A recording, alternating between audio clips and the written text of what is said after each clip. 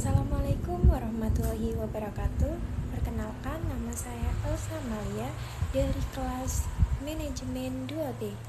Halo teman-teman, aku akan membahas tentang perjalanan demokrasi di Indonesia. Demokrasi adalah sistem pemerintahan yang memberikan kekuasaan kepada rakyat untuk menentukan masa depannya sendiri. Sejak kemerdekaan tahun 1945,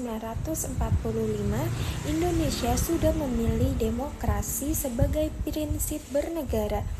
Namun jalannya penuh dinamika dan perubahan. Yuk kita lihat bagaimana demokrasi di Indonesia tumbuh dan berkembang dari masa ke masa.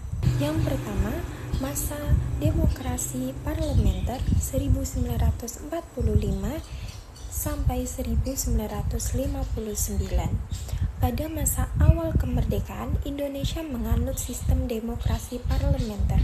Dalam sistem ini, kekuasaan lebih banyak berada di tangan parlemen, sementara presiden hanya bertugas sebagai kepala negara. Banyak partai politik berdiri dan mengambil bagian dalam pemerintahan. Namun, karena jumlah partai terlalu banyak, sering terjadi pergantian kabinet yang menyebabkan ketidakstabilan politik. Pemilu pertama diadakan tahun 1955, menjadi bukti nyata berkembangnya demokrasi. Meski demikian, ketidakstabilan pemerintah membuat Indonesia sulit berkembang dengan baik. Yang kedua, masa demokrasi terpemimpin 1959 sampai 1965.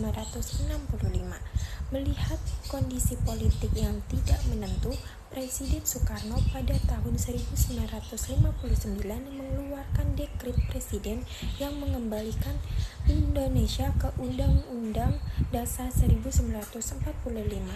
Era demokrasi terpemimpin pun dimulai pada masa ini. Wewenang besar ada di tangan presiden, sedangkan peran partai politik dan parlemen semakin berkurang.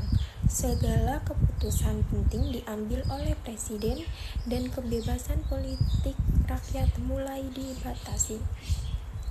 Demokrasi yang seharusnya memberi ruang untuk semua berubah menjadi sistem yang lebih terpusat pada satu pemimpin. Yang ketiga, masa demokrasi Pancasila pada Orde Baru 1966 sampai 1998. Setelah kejatuhan Soekarno, Soeharto mengambil alih pemerintahan dan memulai era Orde Baru.